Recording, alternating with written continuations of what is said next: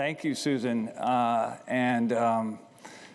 We're in a moment of change and disruption, so I thought, what better way to illustrate that we're in the middle of change than, when Jigger comes out, off-the-cuff speaker that he is, and speaks from a podium to prepared remarks, then maybe me as the guy at the suit should try and be impromptu just to show you how the world is changing.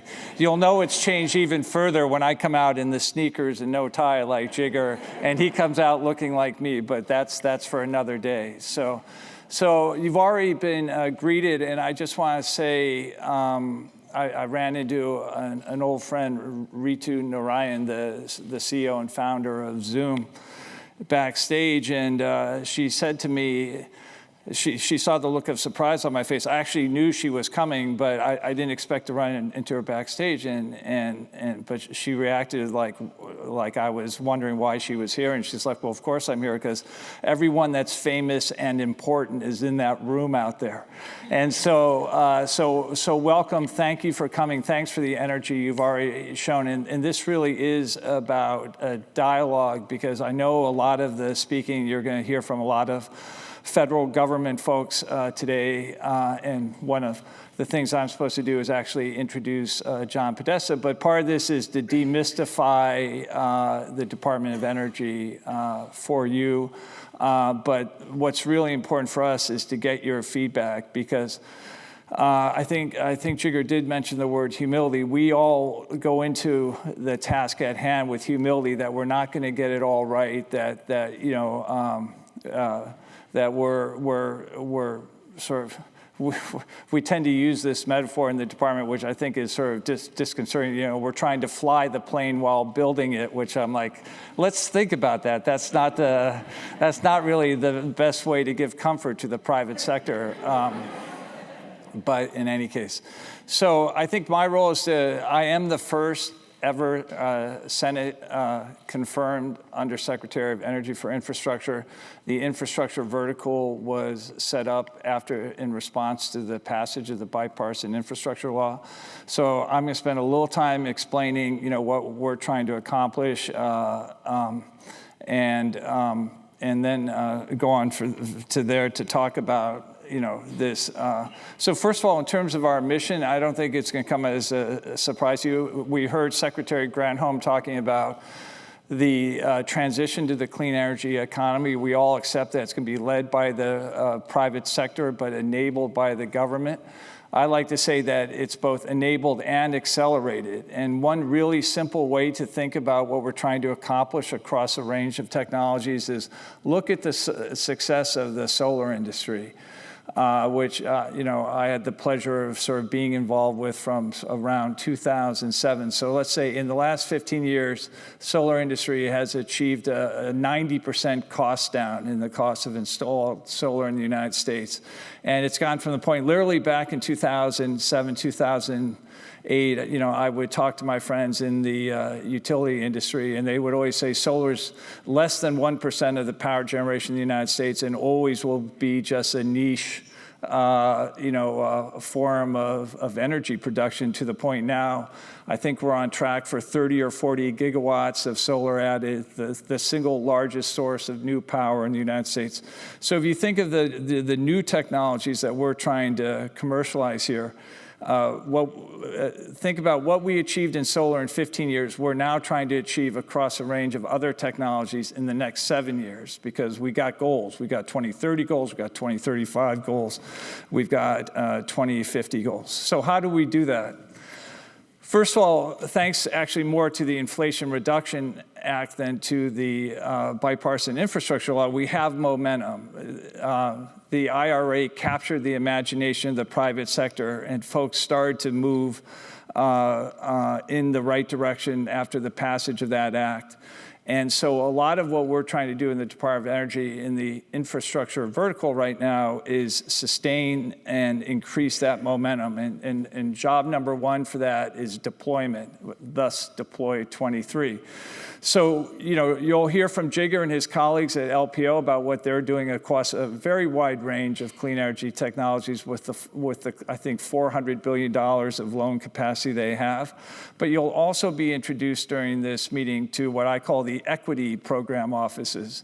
of the DOE, which are mainly MESC, the Manufacturing Supply Chain Office, $15–20 billion to deploy. GDO, the Transmission Office, another $20 billion. And then OSED, the Office of Clean Energy Demonstration, with $26 billion, which is responsible for a range of technologies, advanced modular nuclear, long-duration energy storage, hydrogen, carbon capture and management, and others. So you'll hear more about those projects. And what I would tell you in rough terms is that what we're tracking right now is that at the DOE, on the equity side, as I like to call it, we will have announced somewhere in the range of $50 billion of federal cost sharing by the very early part of 2024. That $50 billion of federal money is going to play to $200 billion of total projects when you look at the private sector commitment to those projects. That's a huge step in the right direction in terms of what we have to accomplish in this area. But it's just the start, because we've all seen the big numbers. We need to have trillions of dollars of investment in this space. So we get started with that $200 billion, but equally important to us in the DOE is a concept that I refer to as replicability. The fact that we need to create a fast-following wave of private sector investment in these technology areas that don't depend on federal money, and that needs to be in the $1 trillion plus. So triggering that fast-following wave is important. It's where you come in terms of the innovators. It's where the financiers come in, and that's where dialogue between us is important. You'll also hear about the Liftoff reports that we've published, and a key fact of the Liftoff report is to provide a blueprint to the private sector of what we're seeing in terms of the obstacles to commercial liftoff, to demonstrate that the United States government is here to help clear the obstacles where they exist, as we've demonstrated with the work we're doing in terms of early stage demand for clean hydrogen with the Hydrogen Demand Program, and other obstacles so the Liftoff reports are critical in this.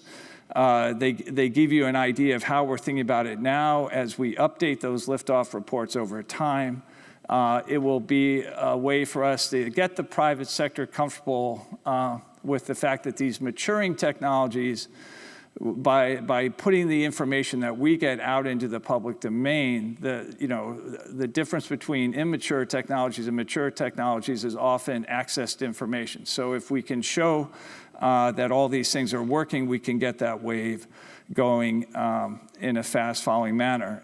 And then the last thing I would say is we're also very keen to see where we can extend our influence sort of beyond the reach of our money. So if you look at the renaissance of manufacturing in the United States that's occurred since the passage of the Inflation Reduction Act, even before the tax credits have been fully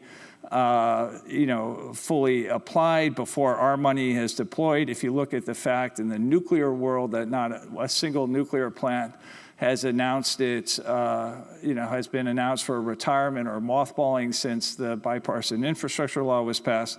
Where is the impact of what we're doing occurring beyond the reach of our money?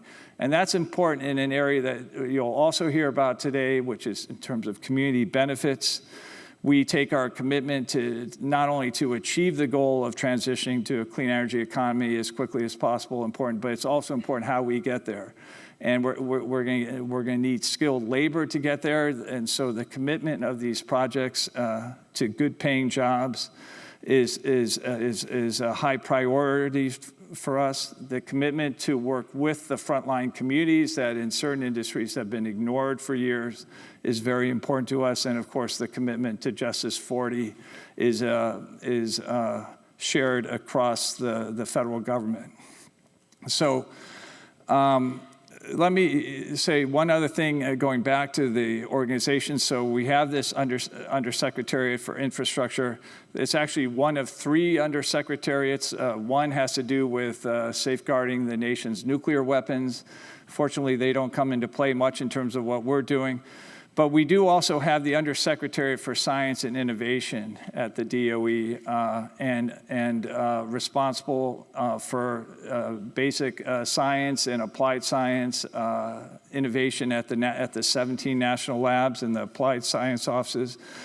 And one of the things that we've been working out over the last year, and it's a work in progress, but I think it's very important to people in this room, is that we are finding ways on the commercial end of the DOE to leverage off the technological strength of the national labs. And this is a way where we, again, want to work with you, with the innovators in the private sector, and also with financiers to give you comfort that if a project passes through our rigorous selection processes, you can get comfort that, particularly on the technology, that it's been scrutinized extensively by the smartest people in the universe when it comes to technological innovation. So the last thing that I want to say before I introduce your next speaker is this question of leadership and leaning in, and the importance of this moment in time,